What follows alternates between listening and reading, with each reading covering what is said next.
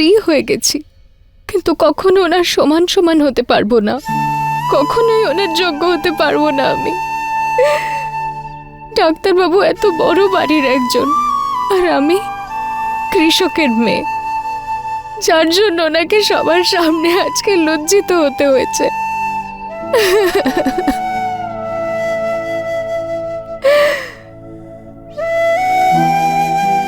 আর ওনার রাগ ভাঙানোর জন্য আমি কেমন বোকার মতো কাজ করেছি, যেটা ওনার একদম ভালো লাগেনি।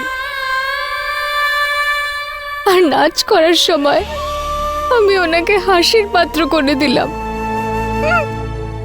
সব আমারই ভুল, সব আমার ভুল।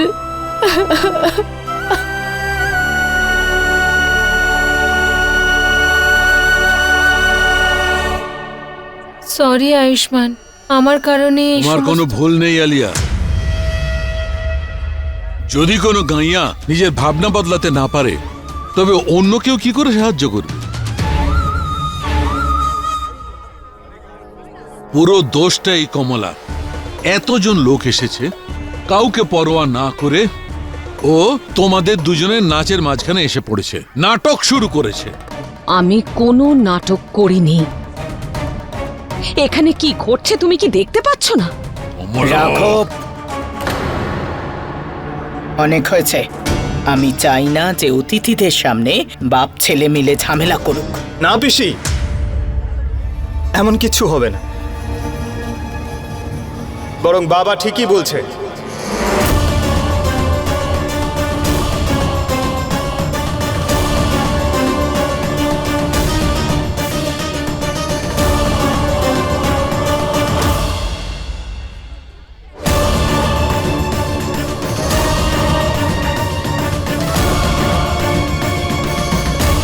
তামাশা তো আজ হয়েছে। গয়নার মনে এসব কিছু ঢুকতোই না যদি তুমি আমাদের মাঝখানে এসে বাধা না দিতে। তাই এই সব কিছু তোমার জন্য হয়েছে।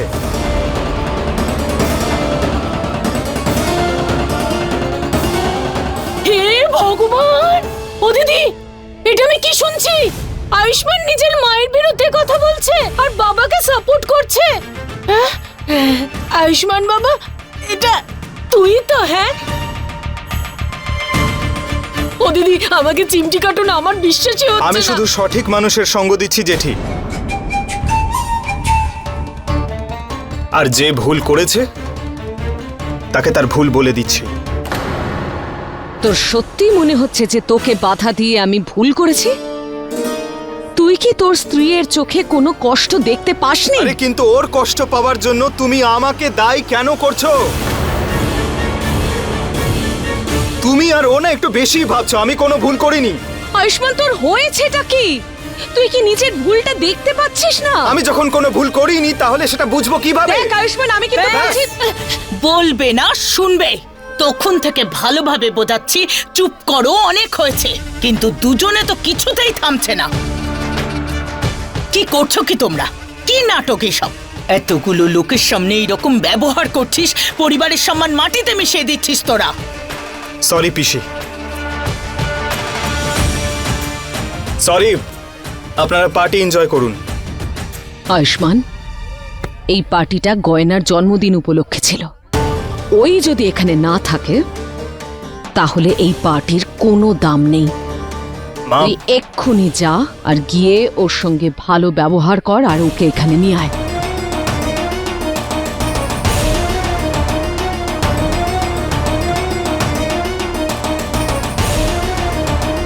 যা, এক্ষুনি যা।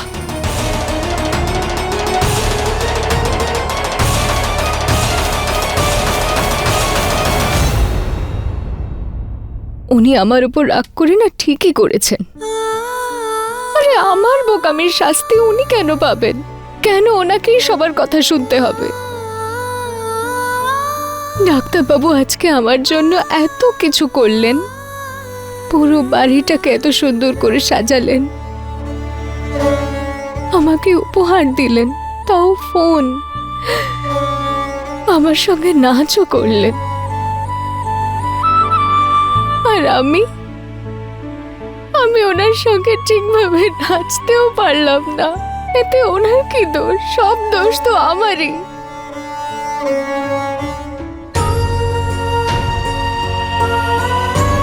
অনেক বিরক্ত করেছি আমি ডাক্তারবাবুকে, আর নিজেই ওখান থেকে চলে এলাম। সবাই না জানি কি বলছে ডাক্তারবাবুকে ওখানে। না, আমার ডাক্তারবাবুর কাছে ক্ষমা চাওয়া উচিত, এখনই ক্ষমা চাওয়া উচিত আমার।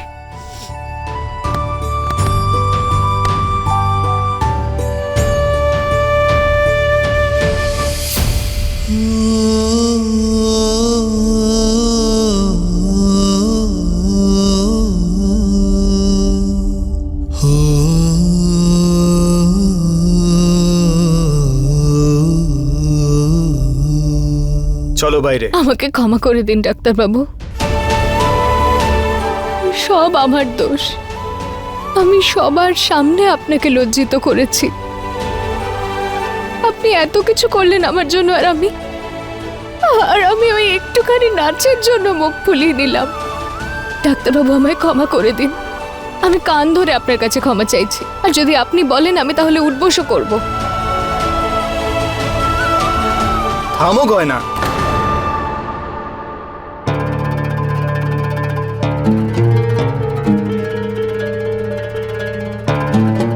এসব কি করছো? ক্ষমা চাওয়ার এটা কোনো ধরন? ক্ষমা যদি চাইতেই হয় ভালো করে চাও, এভাবে গ্রামের অশিক্ষিতদের মতো উঠবোস করছো।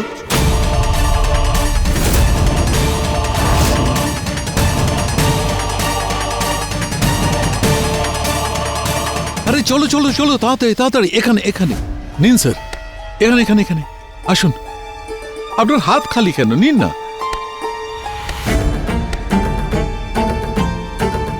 আয় ভাই, এদিকে আয়, এদিকে আয়। বৌদি, এটা তোমার জন্য। Thank you thank you thank you. কমলা খাবে? যা স্ন্যাক্স নিয়ে আয়, তাড়াতাড়ি তাড়াতাড়ি তাড়াতাড়ি কর। তোমার কি হয়েছে? কি হয়েছে? আজ আমার ছেলের জন্য গর্ব হচ্ছে। এত আনন্দ আমি আজ পর্যন্ত পাইনি। এত বছর ধরে যে তুমি ওর মনে বিষ পুরে রেখেছিলে, তার প্রভাব আজ শেষ হয়ে গেছে। ও জেনে গেছে যে ওর বাবা চিরকাল ঠিকই ছিল। আজ ওর আর আমার ভাবনা একই হয়েছে। আজ আমি খুব খুশি, আর এই খুশি আমি সেলিব্রেট করব। ও দিদি, কি হয়েছে নাকি ঠাকুরপোর? আমি তো কিছুই বুঝতে পারছি না যে এই বাড়িতে কি হচ্ছে। গয়না, তোমার না বিষয়টা বোঝা উচিত। তুমি কোনো যা তা বাড়ির বৌমা নও। তুমি ডক্টর আয়ুষ্মান রায় সিংহর বউ। তোমার এই অশিক্ষিতপনাগুলো ছেড়ে একটু স্মার্ট হওয়া উচিত।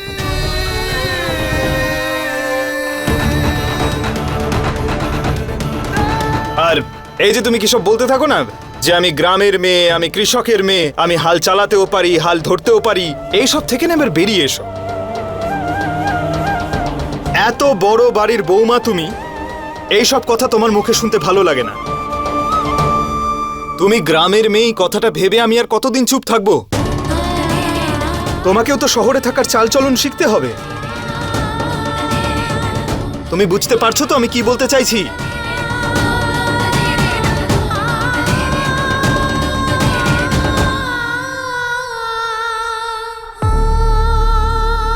হ্যাঁ ডাক্তারবাবু, আপনি ঠিকই বলছেন।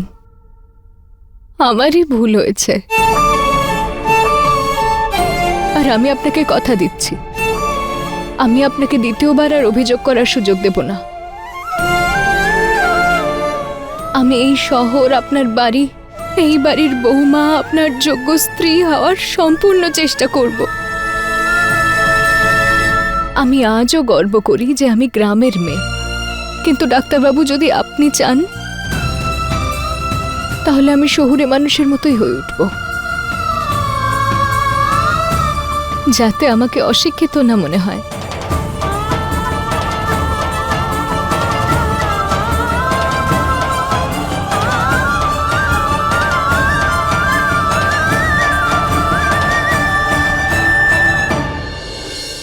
এইবার তুমি বুদ্ধিমতীর মতো কথা বলছো। কোনো ব্যাপার না, আমি তো তোমার স্বামী। তুমি যেমনই হও তোমাকে মেনে নিয়েছি আমি। তাই আজকের করা ভুলের জন্য তোমাকে ক্ষমা করে দিচ্ছি।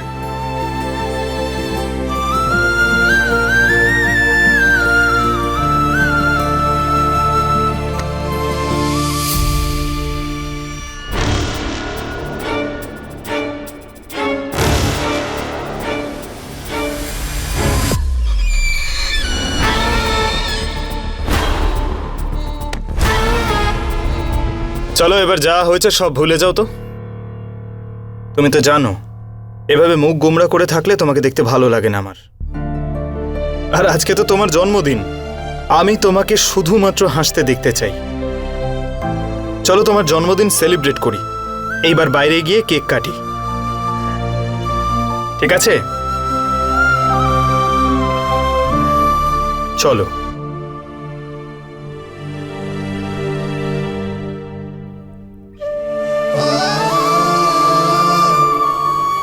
এখন আপনাকে আর চিন্তা করতে হবে না ডাক্তারবাবু। এবার আমি আর এমন কিছু করব না যাতে আপনাকে লজ্জিত হতে হয়।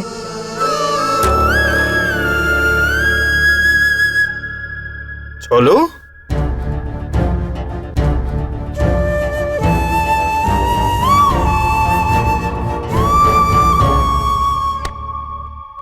হ্যাঁ আমি জানি তুমি সবসময় আমার সাথে আছো, কিন্তু আমি এটা কাউকে বলতে পারবো না যে আমাকে হসপিটাল থেকে বের করে দেওয়া হয়েছে। দেখো যতক্ষণ না আমি কোনো ভালো জব না পাচ্ছি আমাকে এই কথাগুলো লুকিয়ে রাখতে হবে। কি লুকিয়ে রাখবি ঈশান?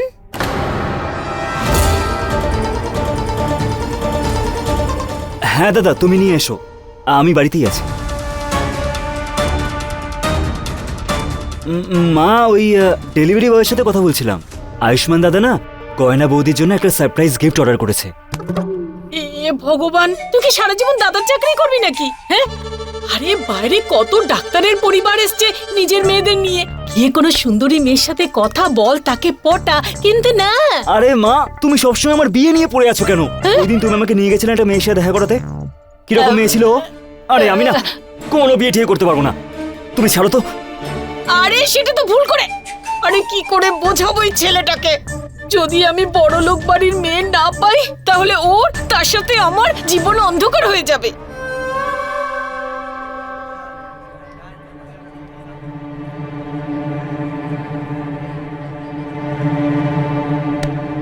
না, এসে গেছে ওর কান্নাকাটির নাটক শেষ করে। আর তুই তুই আমার সম্মান তো মাটিতে মিশিয়ে দিয়েছিস রাঘব।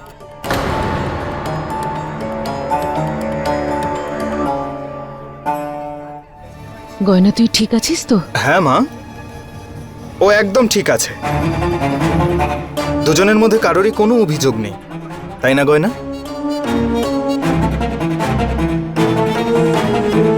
হ্যাঁ মা, আমি বুঝে গেছি যে আমারই ভুল ছিল। আর দেখুন না আমি কি সব ভুলভাল করে ফেলেছি। আসলে কি বলুন তো, আমার কখনো না এত বড় করে জন্মদিন পালন হয়নি, তাই আবেগে হারিয়ে গেছিলাম। কিন্তু এখন আমি ঠিক আছি, আর আমি নিজের ভুলের জন্য ডাক্তারবাবুর কাছে ক্ষমাও চেয়ে নিয়েছি। আরে সব তো ঠিক হয়ে গেছে গয়না, আর কতবার ক্ষমা চাইবে তুমি? এত বেশি ভেবো না।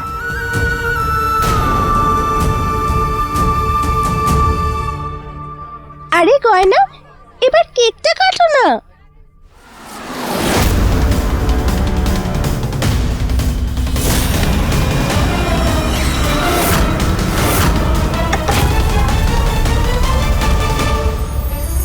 এসে গেছো তোমরা সবাই, এবার কেকটা কাটা যাক।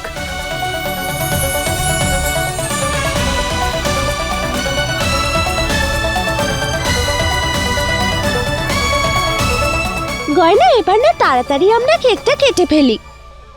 এক মিনিট।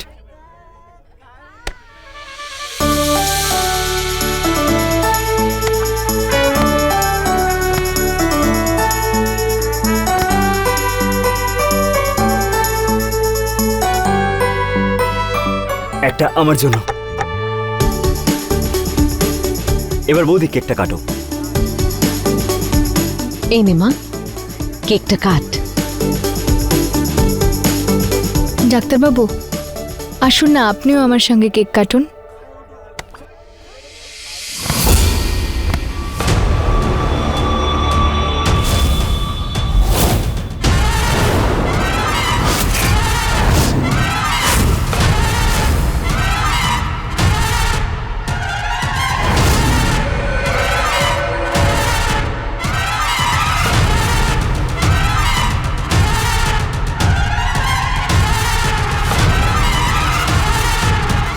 কি হলো ডাক্তারবাবু, আপনি আমার সঙ্গে কেক কাটবেন না?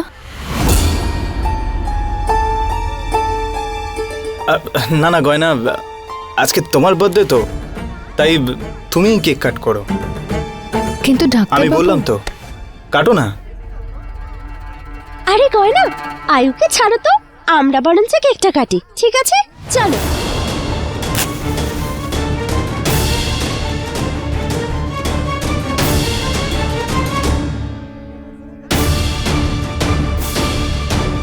ডাক্তারবাবু নিজের হাত এভাবে সরিয়ে কেন নিলেন?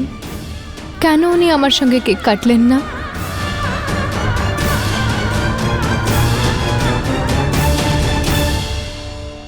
ঠিক আছে, তাহলে এবার 3, 2, 1 বললে বৌদি কেকটা কাটবে আর সবাই এটা ফাটাবে।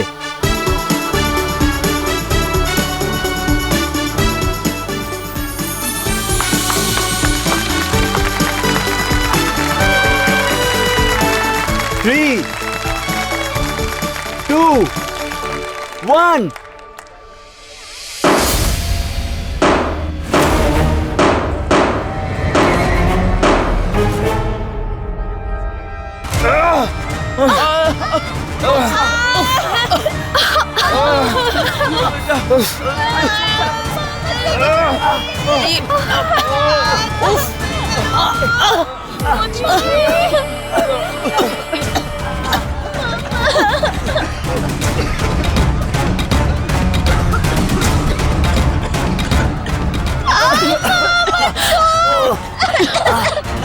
হে ভগবান, এসব কি হচ্ছে? দিদি, চোখ চলে যাচ্ছে।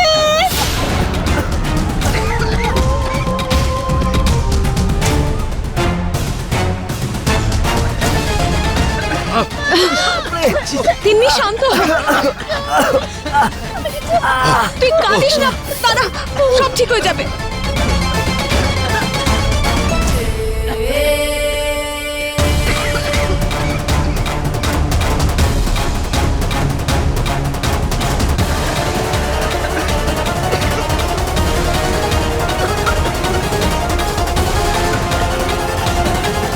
ডাক্তারবাবু এই নিন জল নিন। গয়না জল দাও। তিন্নি, তিন্নি এসো, মুখ ধুয়ে দিই।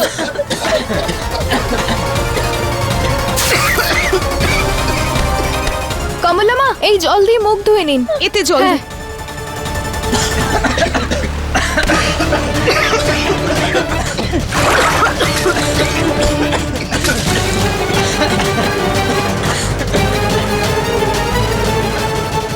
এসব কি জানো কি দেবে? আপনি কি আমাদের বার্থডে পার্টিতে ডেকেছিলেন নাকি এই লঙ্কা গুঁড়োর বৃষ্টি দেখার জন্য? চোখ জ্বলে গেল আমার।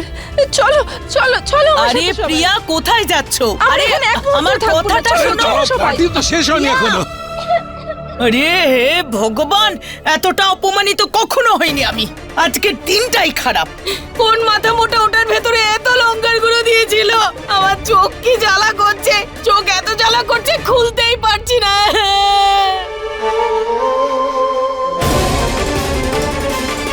আয়ুষ্মান, দাঁড়িয়ে আছো কেন?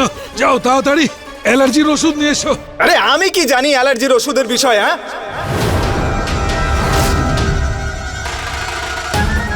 আরে আয়ুষ্মান, তোর মাথাটাও গেছে নাকি রে? হ্যাঁ, তুই তো ডাক্তার, সেটা কি ভুলে গেছিস নাকি? চোখ জ্বালা করছে।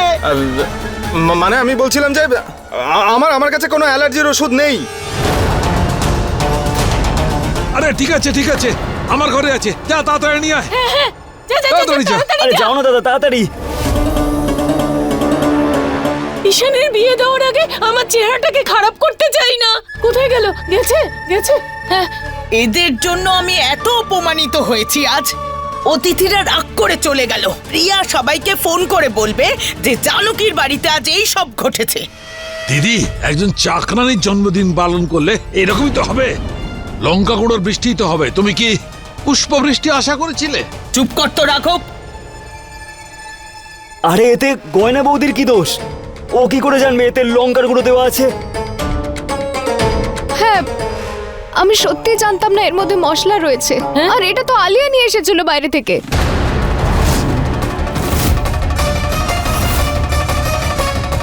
আলিয়া,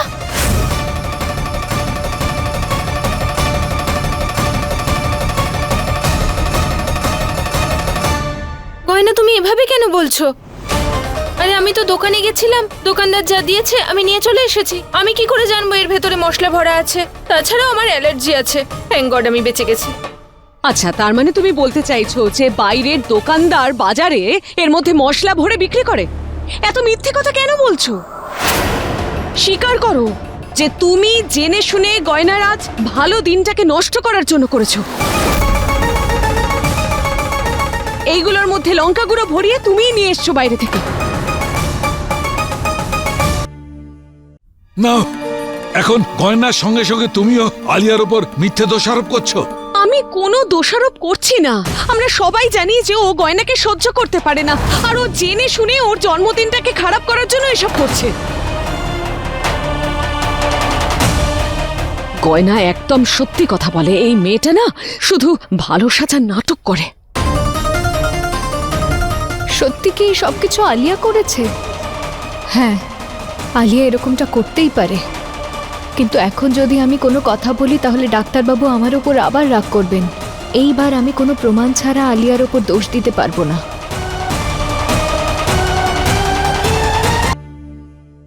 আলিয়া, এই সব কিছু তুমি করেছো?